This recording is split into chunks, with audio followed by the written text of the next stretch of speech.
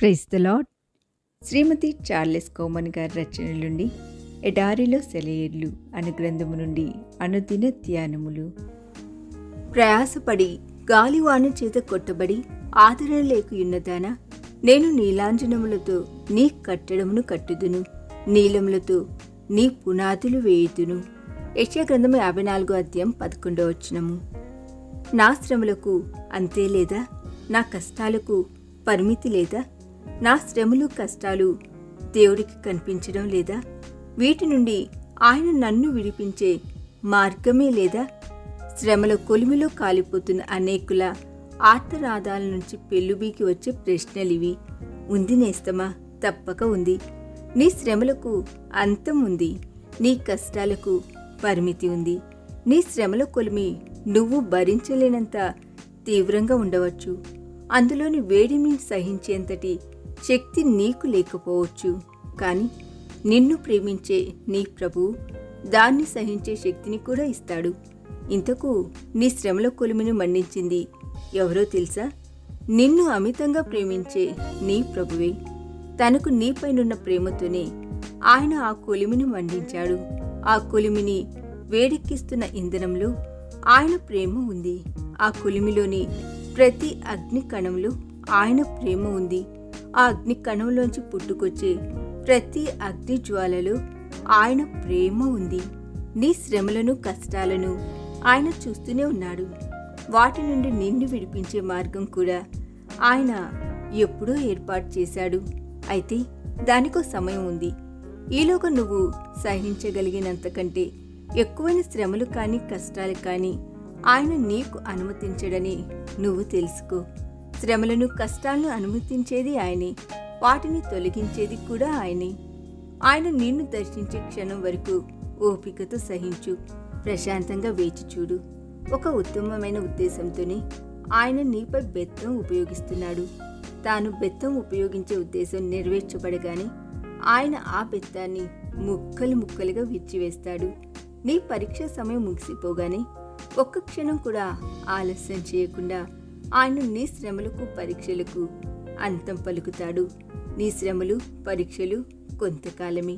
అవన్నీ నిన్ను పుటము వేసి నీలోని మాలిన్యాన్ని పూర్తిగా తీసివేసేందుకే, మెరిసే సువర్ణంలో నిన్ను మార్చేందుకే, మహిమకరమైన భవిష్యత్తును నీకిచ్చేందుకే, భవిష్యత్తులో మధురానుభూతులుగా అవి నీకు మిగిలిపోయేందుకే, భవిష్యత్తులో ఆయన కృప మంచితనాలకు నువ్వు సాక్ష్యం పలికేందుకే అవన్నీ నీ జీవితంలో అనుమతించబడింది.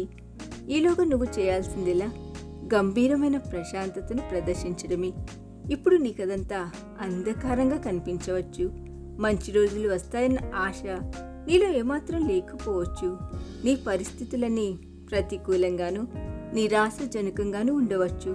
కానీ ఇక కొంతకాలమే నీ దుఃఖాలు, నీ భయాలు, నీ వైఫల్యాలు, నీ తప్పిదాలు కడలి లోతుల్లోకి విసిరివేయబడతాయి. అప్పుడు నీ జీవన నావ తేలికైపోతుంది.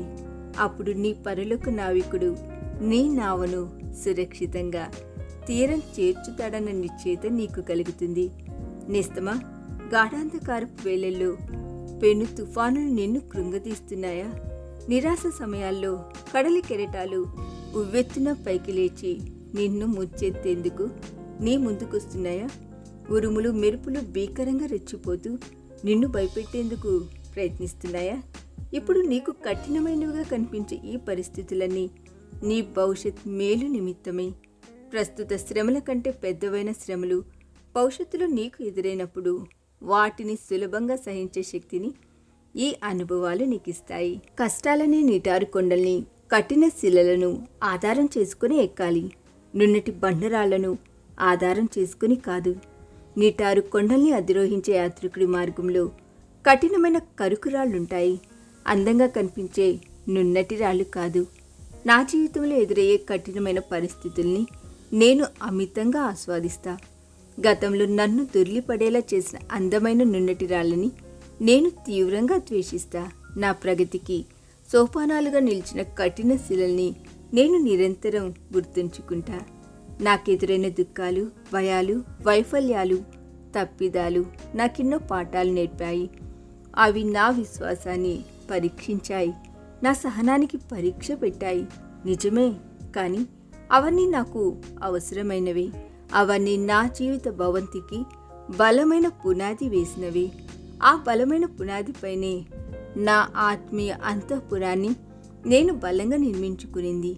ఆ అంతఃపురంలో అనేక అంతస్తులు, ఆ అంతస్తులపై అందమైన గోపురం నేను నిర్మించా. ఆ అందమైన అంతఃపురం నా ఆత్మీయ గృహం. ఆ అందమైన గోపురం నా స్తుతి గోపురం. అందులోనే నేను నిరంతరం నివసిస్తుంటా. అందులోనే నేను నిరంతరం ఆనందిస్తుంటా. ఈ దిన ధ్యానము మనందరి ఆత్మీయ జీవితమునకు ఆశీర్వాదకరముగా ఉండునుగాక. ఆమేన్.